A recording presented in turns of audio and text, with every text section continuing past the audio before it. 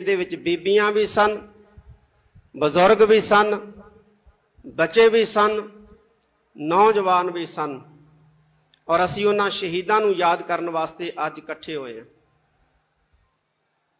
जिस वक्त भारत 1947 दे विच भारतीय लोकां दे कहण मुताबक आज़ाद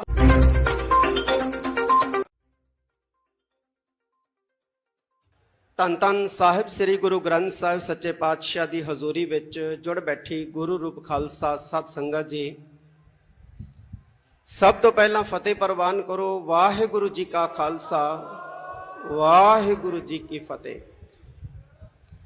अज असी सारे उन्हां महान योधियां सूरबीरां नूं याद करन वास्ते इकट्ठे होए हां जिन्हां ने जून 1984 दे विच भारतीय फौज का डट के मुकाबला करदियां शहादतां दे जाम पीते। बहुत ही सूरबीर महान योधे संत जरनैल सिंह जी पिंडरांवाले महापुरख, अमर शहीद भाई साहब भाई अमरीक सिंह जी, बाबा ठारा सिंह जी और बहुत ही सूझवान नीतिवान जरनल भाई सुबेग सिंह जी। इन्हां तो अलावा अज दे दिन जून 1984 दे विच इस अस्थान दे उत्ते भारतीय स्टेट दे नाल लड़दियां बेअंत सिखां ने शहीदी दित्ती है, जिहदे विच बीबियां भी सन, बजुर्ग भी सन, बच्चे भी सन, नौजवान भी सन और असीं उन्हां शहीदां नूं याद करन वास्ते अज इकट्ठे होए हैं। जिस वक्त भारत 1947 दे विच भारतीय लोगों के कहण मुताबक आज़ाद होया, सिखां नूं नप्पण दी, सिखां नूं कुटण दी पॉलिसी जिहड़ी है उस वेले तैयार हो गई सी और तैयार की सी जवाहर लाल नेहरू ने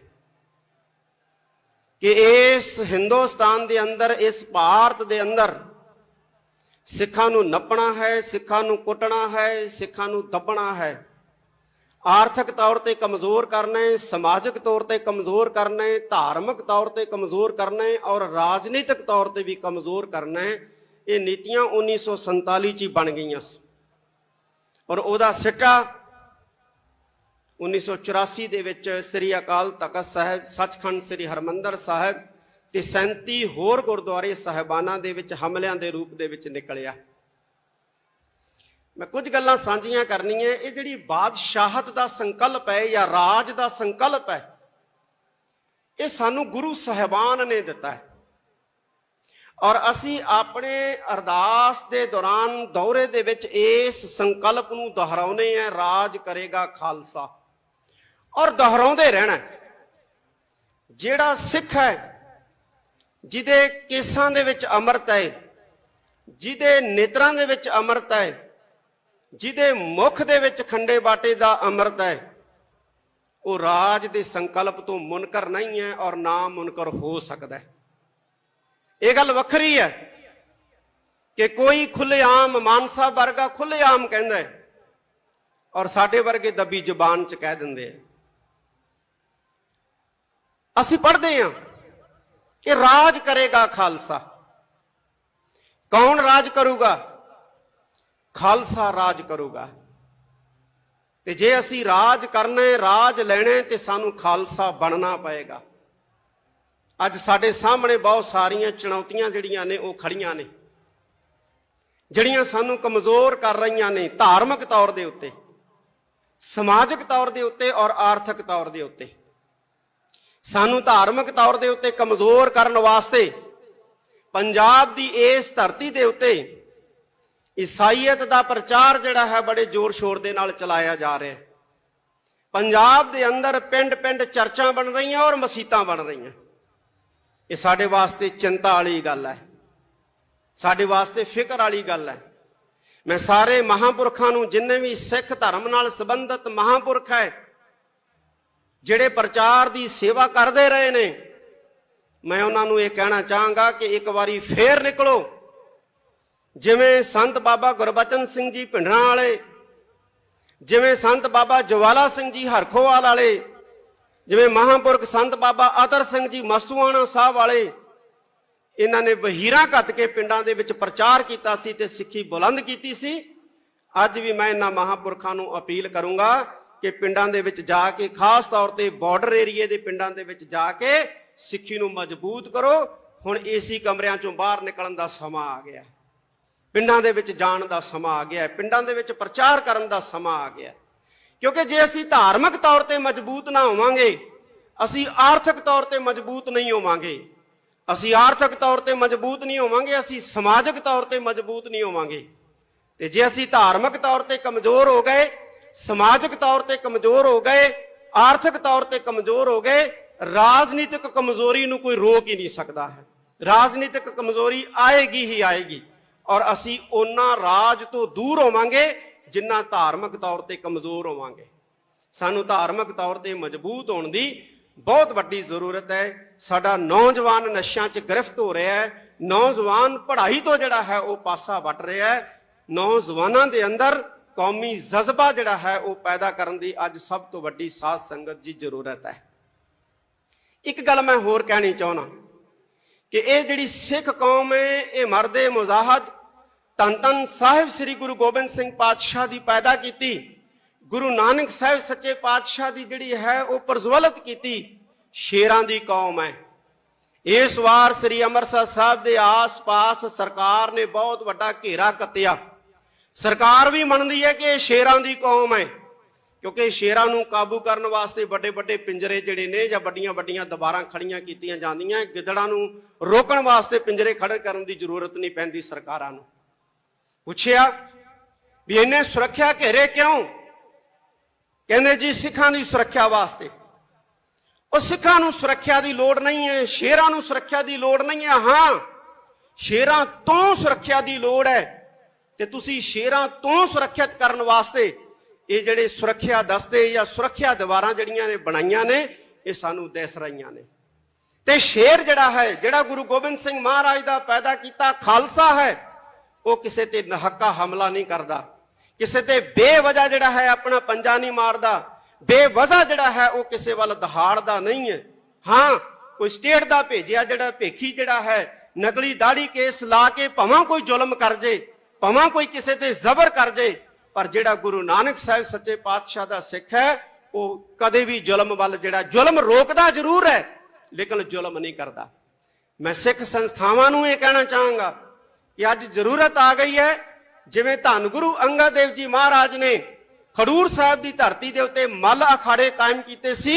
ਅੱਜ ਗੱਤਕਾ ਅਕੈਡਮੀਆਂ ਤੇ ਗੱਤਕੇ ਅਖਾੜੇ ਜਿਹੜੇ ਨੇ ਸਾਡੀਆਂ ਸੰਸਥਾਵਾਂ ਗੁਰਦੁਆਰਾ ਸਾਹਿਬਾਨ ਦੇ ਅੰਦਰ ਕਾਇਮ ਕਰਨ, ਔਰ ਮਾਡਰਨ ਜਿਹੜੇ ਨੇ ਸ਼ਸਤਰ ਅਭਿਆਸ ਦੇ ਕੇਂਦਰ ਜਿਹਨੂੰ ਸ਼ੂਟਿੰਗ ਰੇਂਜਾਂ ਕਹਿੰਦੇ ਨੇ, ਉਹ ਵੀ ਕਾਇਮ ਕੀਤੀਆਂ ਜਾਣ। ਕੋਈ ਹਰਜ ਨਹੀਂ ਹੈ ਸਾਧ ਸੰਗਤ ਜੀ। ਜਿਹੜੇ ਦੂਸਰੇ ਲੋਕ ਹੈ ਉਹ ਲੁਕ ਛਿਪ ਕੇ ਜਿਹੜੇ ਹੈ ਆਪਣੇ ਲੋਕਾਂ ਨੂੰ ਹਥਿਆਰਾਂ ਦੀ ਟ੍ਰੇਨਿੰਗ ਦੇ ਰਹੇ ਹੈ, ਸ਼ਸਤਰਾਂ ਦੀ ਟ੍ਰੇਨਿੰਗ ਦੇ ਰਹੇ ਹੈ। ਅਸੀਂ ਲੁਕ ਛਿਪ ਕੇ ਨਹੀਂ ਦੇਾਂਗੇ, ਅਸੀਂ ਸ਼ਰੇਆਮ ਦੇਾਂਗੇ, ਖੁੱਲੇਆਮ ਦੇਾਂਗੇ।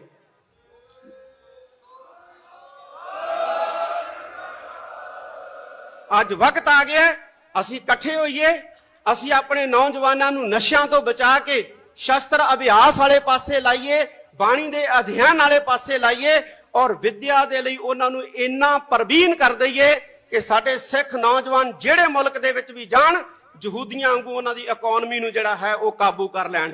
ਜਦੋਂ ਸਾਡੇ ਨੌਜਵਾਨ ਇਸ ਕਾਬਲ ਬਣ ਗਏ ਕਿ ਦੁਨੀਆ ਦੇ ਮੁਲਕਾਂ ਦੇ ਵਿੱਚ ਜਾ ਕੇ ਉਹਨਾਂ ਦੀਆਂ ਇਕਨੋਮੀਆਂ ਦਬ ਲਈਆਂ, ਤੇ ਸਾਡਾ ਰਾਜ ਜਿਹੜਾ ਹੈ ਦੁਨੀਆ ਦੀ ਕੋਈ ਤਾਕਤ ਜਿਹੜੀ ਹੈ ਉਹ ਰੋਕ ਨਹੀਂ ਸਕੂਗੀ।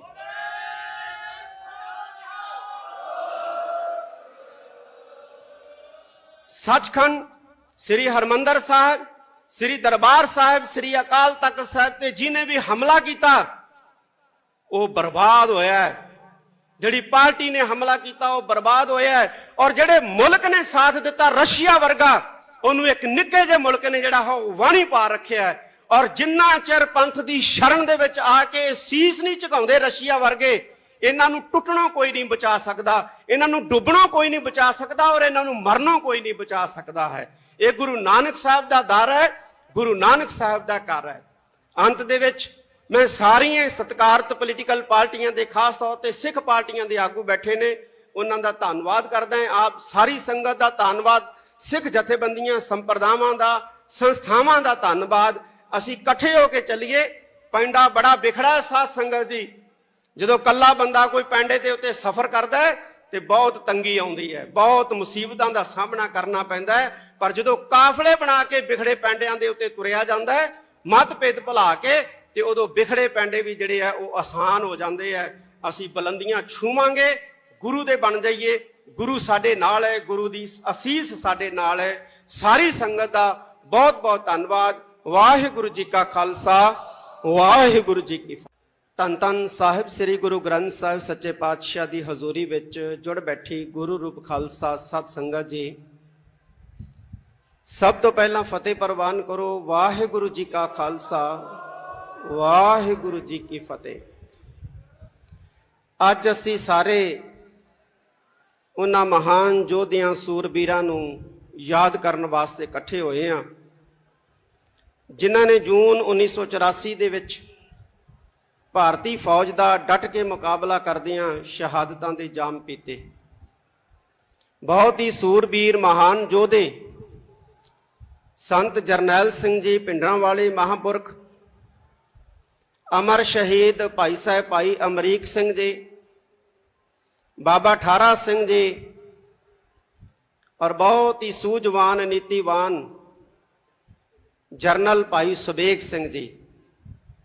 ਇਹਨਾਂ ਤੋਂ ਇਲਾਵਾ ਅੱਜ ਦੇ ਦਿਨ ਜੂਨ 1984 ਦੇ ਵਿੱਚ ਇਸ ਅਸਥਾਨ ਦੇ ਉੱਤੇ ਭਾਰਤੀ ਸਟੇਟ ਦੇ ਨਾਲ ਲੜਦਿਆਂ ਬੇਅੰਤ ਸਿੱਖਾਂ ਨੇ ਸ਼ਹੀਦੀ ਦਿੱਤੀ ਹੈ, ਜਿਹਦੇ ਵਿੱਚ ਬੀਬੀਆਂ ਵੀ ਸਨ, ਬਜ਼ੁਰਗ ਵੀ ਸਨ, ਬੱਚੇ ਵੀ ਸਨ, ਨੌਜਵਾਨ ਵੀ ਸਨ।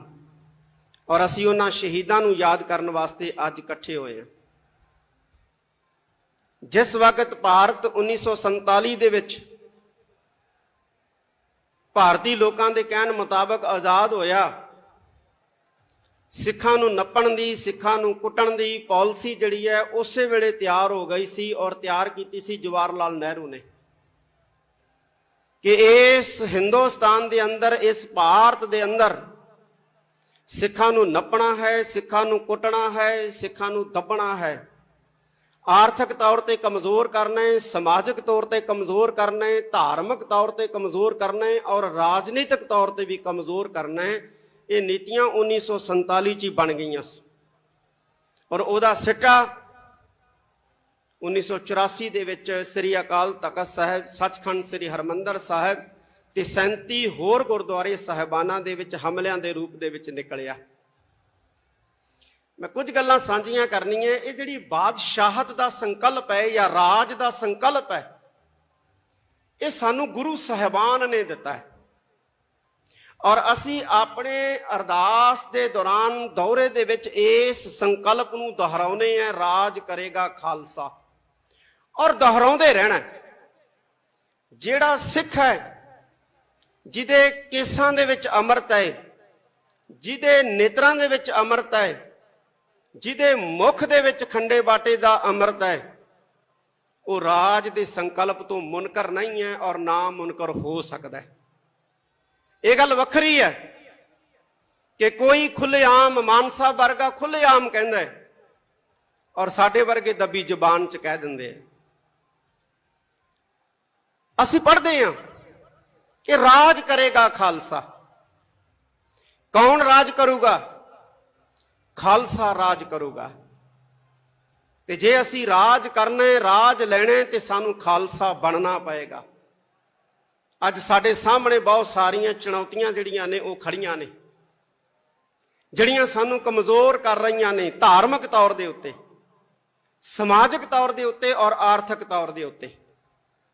ਸਾਨੂੰ ਧਾਰਮਿਕ ਤੌਰ ਦੇ ਉੱਤੇ ਕਮਜ਼ੋਰ ਕਰਨ ਵਾਸਤੇ ਪੰਜਾਬ ਦੀ ਇਸ ਧਰਤੀ ਦੇ ਉੱਤੇ ਈਸਾਈਅਤ ਦਾ ਪ੍ਰਚਾਰ ਜਿਹੜਾ ਹੈ ਬੜੇ ਜ਼ੋਰ ਸ਼ੋਰ ਦੇ ਨਾਲ ਚਲਾਇਆ ਜਾ ਰਿਹਾ ਹੈ। ਪੰਜਾਬ ਦੇ ਅੰਦਰ ਪਿੰਡ ਪਿੰਡ ਚਰਚਾਂ ਬਣ ਰਹੀਆਂ ਔਰ ਮਸੀਤਾਂ ਬਣ ਰਹੀਆਂ। ਇਹ ਸਾਡੇ ਵਾਸਤੇ ਚਿੰਤਾ ਵਾਲੀ ਗੱਲ ਹੈ, ਸਾਡੇ ਵਾਸਤੇ ਫਿਕਰ ਵਾਲੀ ਗੱਲ ਹੈ। ਮੈਂ ਸਾਰੇ ਮਹਾਂਪੁਰਖਾਂ ਨੂੰ, ਜਿੰਨੇ ਵੀ ਸਿੱਖ ਧਰਮ ਨਾਲ ਸੰਬੰਧਿਤ ਮਹਾਂਪੁਰਖ ਹੈ, ਜਿਹੜੇ ਪ੍ਰਚਾਰ ਦੀ ਸੇਵਾ ਕਰਦੇ ਰਹੇ ਨੇ, ਮੈਂ ਉਹਨਾਂ ਨੂੰ ਇਹ ਕਹਿਣਾ ਚਾਹਾਂਗਾ ਕਿ ਇੱਕ ਵਾਰੀ ਫੇਰ ਨਿਕਲੋ। ਜਿਵੇਂ ਸੰਤ ਬਾਬਾ ਗੁਰਬਚਨ ਸਿੰਘ ਜੀ ਭਿੰਡਰਾਂ ਵਾਲੇ, ਜਿਵੇਂ ਸੰਤ ਬਾਬਾ ਜਵਾਲਾ ਸਿੰਘ ਜੀ ਹਰਖੋਵਾਲ ਵਾਲੇ, ਜਿਵੇਂ ਮਹਾਂਪੁਰਖ ਸੰਤ ਬਾਬਾ ਅਤਰ ਸਿੰਘ ਜੀ ਮਸਤੂਆਣਾ ਸਾਹਿਬ ਵਾਲੇ, ਇਹਨਾਂ ਨੇ ਵਹੀਰਾਂ ਘੱਤ ਕੇ ਪਿੰਡਾਂ ਦੇ ਵਿੱਚ ਪ੍ਰਚਾਰ ਕੀਤਾ ਸੀ ਤੇ ਸਿੱਖੀ ਬੁਲੰਦ ਕੀਤੀ ਸੀ। ਅੱਜ ਵੀ ਮੈਂ ਇਹਨਾਂ ਮਹਾਂਪੁਰਖਾਂ ਨੂੰ ਅਪੀਲ ਕਰੂੰਗਾ ਕਿ ਪਿੰਡਾਂ ਦੇ ਵਿੱਚ ਜਾ ਕੇ, ਖਾਸ ਤੌਰ ਤੇ ਬਾਰਡਰ ਏਰੀਏ ਦੇ ਪਿੰਡਾਂ ਦੇ ਵਿੱਚ ਜਾ ਕੇ ਸਿੱਖੀ ਨੂੰ ਮਜ਼ਬੂਤ ਕਰੋ। ਹੁਣ ਏਸੀ ਕਮਰਿਆਂ ਚੋਂ ਬਾਹਰ ਨਿਕਲਣ ਦਾ ਸਮਾਂ ਆ ਗਿਆ, ਪਿੰਡਾਂ ਦੇ ਵਿੱਚ ਜਾਣ ਦਾ ਸਮਾਂ ਆ ਗਿਆ, ਪਿੰਡਾਂ ਦੇ ਵਿੱਚ ਪ੍ਰਚਾਰ ਕਰਨ ਦਾ ਸਮਾਂ ਆ ਗਿਆ। ਕਿਉਂਕਿ ਜੇ ਅਸੀਂ ਧਾਰਮਿਕ ਤੌਰ ਤੇ ਮਜ਼ਬੂਤ ਨਾ ਹੋਵਾਂਗੇ, ਅਸੀਂ ਆਰਥਿਕ ਤੌਰ ਤੇ ਮਜ਼ਬੂਤ ਨਹੀਂ ਹੋਵਾਂਗੇ। ਅਸੀਂ ਆਰਥਿਕ ਤੌਰ ਤੇ ਮਜ਼ਬੂਤ ਨਹੀਂ ਹੋਵਾਂਗੇ, ਅਸੀਂ ਸਮਾਜਿਕ ਤੌਰ ਤੇ ਮਜ਼ਬੂਤ ਨਹੀਂ ਹੋਵਾਂਗੇ। ਤੇ ਜੇ ਅਸੀਂ ਧਾਰਮਿਕ ਤੌਰ ਤੇ ਕਮਜ਼ੋਰ ਹੋ ਗਏ, ਸਮਾਜਿਕ ਤੌਰ ਤੇ ਕਮਜ਼ੋਰ ਹੋ ਗਏ, ਆਰਥਿਕ ਤੌਰ ਤੇ ਕਮਜ਼ੋਰ ਹੋ ਗਏ, ਰਾਜਨੀਤਿਕ ਕਮਜ਼ੋਰੀ ਨੂੰ ਕੋਈ ਰੋਕ ਹੀ ਨਹੀਂ ਸਕਦਾ ਹੈ। ਰਾਜਨੀਤਿਕ ਕਮਜ਼ੋਰੀ ਆਏਗੀ ਹੀ ਆਏਗੀ, ਔਰ ਅਸੀਂ ਉਹਨਾਂ ਰਾਜ ਤੋਂ ਦੂਰ ਹੋਵਾਂਗੇ ਜਿੰਨਾ ਧਾਰਮਿਕ ਤੌਰ ਤੇ ਕਮਜ਼ੋਰ ਹੋਵਾਂਗੇ। ਸਾਨੂੰ ਧਾਰਮਿਕ ਤੌਰ ਤੇ ਮਜ਼ਬੂਤ ਹੋਣ ਦੀ ਬਹੁਤ ਵੱਡੀ ਜ਼ਰੂਰਤ ਹੈ। ਸਾਡਾ ਨੌਜਵਾਨ ਨਸ਼ਿਆਂ 'ਚ ਗ੍ਰਿਫਤ ਹੋ ਰਿਹਾ ਹੈ, ਨੌਜਵਾਨ ਪੜ੍ਹਾਈ ਤੋਂ ਜਿਹੜਾ ਹੈ ਉਹ ਪਾਸਾ ਵੱਟ ਰਿਹਾ ਹੈ। ਨੌਜਵਾਨਾਂ ਦੇ ਅੰਦਰ ਕੌਮੀ ਜਜ਼ਬਾ ਜਿਹੜਾ ਹੈ ਉਹ ਪੈਦਾ ਕਰਨ ਦੀ ਅੱਜ ਸਭ ਤੋਂ ਵੱਡੀ ਸਾਧ ਸੰਗਤ ਦੀ ਜ਼ਰੂਰਤ ਹੈ। ਇੱਕ ਗੱਲ ਮੈਂ ਹੋਰ ਕਹਿਣੀ ਚਾਹੁੰਦਾ ਕਿ ਇਹ ਜਿਹੜੀ ਸਿੱਖ ਕੌਮ ਹੈ, ਇਹ ਮਰਦੇ ਮੁਜ਼ਾਹਦ ਧੰਨ ਧੰਨ ਸਾਹਿਬ ਸ੍ਰੀ ਗੁਰੂ ਗੋਬਿੰਦ ਸਿੰਘ ਪਾਤਸ਼ਾਹ ਦੀ ਪੈਦਾ ਕੀਤੀ, ਗੁਰੂ ਨਾਨਕ ਸਾਹਿਬ ਸੱਚੇ ਪਾਤਸ਼ਾਹ ਦੀ ਜਿਹੜੀ ਹੈ ਉਹ ਪ੍ਰਜਵਲਿਤ ਕੀਤੀ ਸ਼ੇਰਾਂ ਦੀ ਕੌਮ ਹੈ। ਇਸ ਵਾਰ ਸ੍ਰੀ ਅੰਮ੍ਰਿਤਸਰ ਸਾਹਿਬ ਦੇ ਆਸ-ਪਾਸ ਸਰਕਾਰ ਨੇ ਬਹੁਤ ਵੱਡਾ ਘੇਰਾ ਕੱਤਿਆ। ਸਰਕਾਰ ਵੀ ਮੰਨਦੀ ਹੈ ਕਿ ਇਹ ਸ਼ੇਰਾਂ ਦੀ ਕੌਮ ਹੈ, ਕਿਉਂਕਿ ਸ਼ੇਰਾਂ ਨੂੰ ਕਾਬੂ ਕਰਨ ਵਾਸਤੇ ਵੱਡੇ ਵੱਡੇ ਪਿੰਜਰੇ ਜਿਹੜੇ ਨੇ ਜਾਂ ਵੱਡੀਆਂ ਵੱਡੀਆਂ ਦੀਵਾਰਾਂ ਖੜੀਆਂ ਕੀਤੀਆਂ ਜਾਂਦੀਆਂ। ਗਿੱਦੜਾਂ ਨੂੰ ਰੋਕਣ ਵਾਸਤੇ ਪਿੰਜਰੇ ਖੜੇ ਕਰਨ ਦੀ ਜ਼ਰੂਰਤ ਨਹੀਂ ਪੈਂਦੀ। ਸਰਕਾਰਾਂ ਨੂੰ ਪੁੱਛਿਆ ਵੀ ਇਹਨੇ ਸੁਰੱਖਿਆ ਘੇਰੇ ਕਿਉਂ? ਕਹਿੰਦੇ ਜੀ ਸਿੱਖਾਂ ਦੀ ਸੁਰੱਖਿਆ ਵਾਸਤੇ। ਉਹ ਸਿੱਖਾਂ ਨੂੰ ਸੁਰੱਖਿਆ ਦੀ ਲੋੜ ਨਹੀਂ ਹੈ, ਸ਼ੇਰਾਂ ਨੂੰ ਸੁਰੱਖਿਆ ਦੀ ਲੋੜ ਨਹੀਂ ਹੈ। ਹਾਂ, ਸ਼ੇਰਾਂ ਤੋਂ ਸੁਰੱਖਿਆ ਦੀ ਲੋੜ ਹੈ, ਤੇ ਤੁਸੀਂ ਸ਼ੇਰਾਂ ਤੋਂ ਸੁਰੱਖਿਅਤ ਕਰਨ ਵਾਸਤੇ ਇਹ ਜਿਹੜੇ ਸੁਰੱਖਿਆ ਦਸਤੇ ਜਾਂ ਸੁਰੱਖਿਆ ਦੀਵਾਰਾਂ ਜਿਹੜੀਆਂ ਨੇ ਬਣਾਈਆਂ ਨੇ, ਇਹ ਸਾਨੂੰ ਦਿਸ ਰਹੀਆਂ ਨੇ।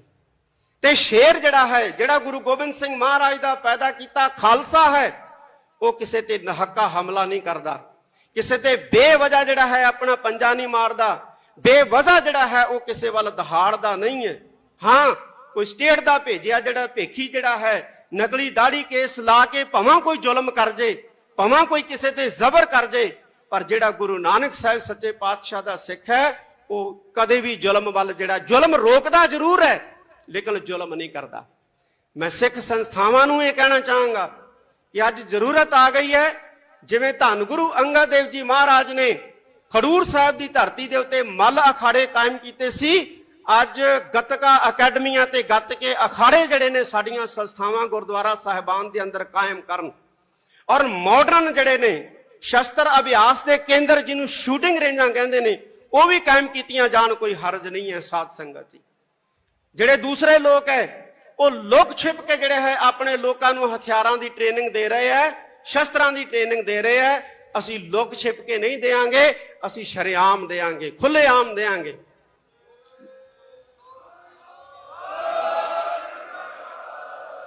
ਅੱਜ ਵਕਤ ਆ ਗਿਆ ਅਸੀਂ ਇਕੱਠੇ ਹੋਈਏ, ਅਸੀਂ ਆਪਣੇ ਨੌਜਵਾਨਾਂ ਨੂੰ ਨਸ਼ਿਆਂ ਤੋਂ ਬਚਾ ਕੇ ਸ਼ਸਤਰ ਅਭਿਆਸ ਵਾਲੇ ਪਾਸੇ ਲਾਈਏ, ਬਾਣੀ ਦੇ ਅਧਿਐਨ ਵਾਲੇ ਪਾਸੇ ਲਾਈਏ, ਔਰ ਵਿਦਿਆ ਦੇ ਲਈ ਉਹਨਾਂ ਨੂੰ ਇੰਨਾ ਪ੍ਰਬੀਨ ਕਰ ਦਈਏ ਕਿ ਸਾਡੇ ਸਿੱਖ ਨੌਜਵਾਨ ਜਿਹੜੇ ਮੁਲਕ ਦੇ ਵਿੱਚ ਵੀ ਜਾਣ, ਯਹੂਦੀਆਂ ਵਾਂਗੂ ਉਹਨਾਂ ਦੀ ਇਕਨੋਮੀ ਨੂੰ ਜਿਹੜਾ ਹੈ ਉਹ ਕਾਬੂ ਕਰ ਲੈਣ। ਜਦੋਂ ਸਾਡੇ ਨੌਜਵਾਨ ਇਸ ਕਾਬਲ ਬਣ ਗਏ ਕਿ ਦੁਨੀਆ ਦੇ ਮੁਲਕਾਂ ਦੇ ਵਿੱਚ ਜਾ ਕੇ ਉਹਨਾਂ ਦੀਆਂ ਇਕਨੋਮੀਆਂ ਦੱਬ ਲਈਆਂ, ਤੇ ਸਾਡਾ ਰਾਜ ਜਿਹੜਾ ਹੈ ਦੁਨੀਆ ਦੀ ਕੋਈ ਤਾਕਤ ਜਿਹੜੀ ਹੈ ਉਹ ਰੋਕ ਨਹੀਂ ਸਕੂਗੀ।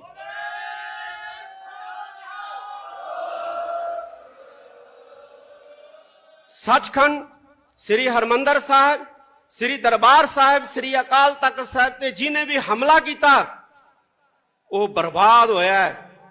ਜਿਹੜੀ ਪਾਰਟੀ ਨੇ ਹਮਲਾ ਕੀਤਾ ਉਹ ਬਰਬਾਦ ਹੋਇਆ ਹੈ। ਔਰ ਜਿਹੜੇ ਮੁਲਕ ਨੇ ਸਾਥ ਦਿੱਤਾ, ਰਸ਼ੀਆ ਵਰਗਾ, ਉਹਨੂੰ ਇੱਕ ਨਿੱਕੇ ਜਿਹੇ ਮੁਲਕ ਨੇ ਜਿਹੜਾ ਉਹ ਵਾਣੀ ਪਾ ਰੱਖਿਆ ਹੈ। ਔਰ ਜਿੰਨਾ ਚਿਰ ਪੰਥ ਦੀ ਸ਼ਰਨ ਦੇ ਵਿੱਚ ਆ ਕੇ ਸੀਸ ਨਹੀਂ ਝੁਕਾਉਂਦੇ ਰਸ਼ੀਆ ਵਰਗੇ, ਇਹਨਾਂ ਨੂੰ ਟੁੱਟਣੋਂ ਕੋਈ ਨਹੀਂ ਬਚਾ ਸਕਦਾ, ਇਹਨਾਂ ਨੂੰ ਡੁੱਬਣੋਂ ਕੋਈ ਨਹੀਂ ਬਚਾ ਸਕਦਾ, ਔਰ ਇਹਨਾਂ ਨੂੰ ਮਰਨੋਂ ਕੋਈ ਨਹੀਂ ਬਚਾ ਸਕਦਾ ਹੈ। ਇਹ ਗੁਰੂ ਨਾਨਕ ਸਾਹਿਬ ਦਾ ਦਰ ਹੈ, ਗੁਰੂ ਨਾਨਕ ਸਾਹਿਬ ਦਾ ਘਰ ਹੈ।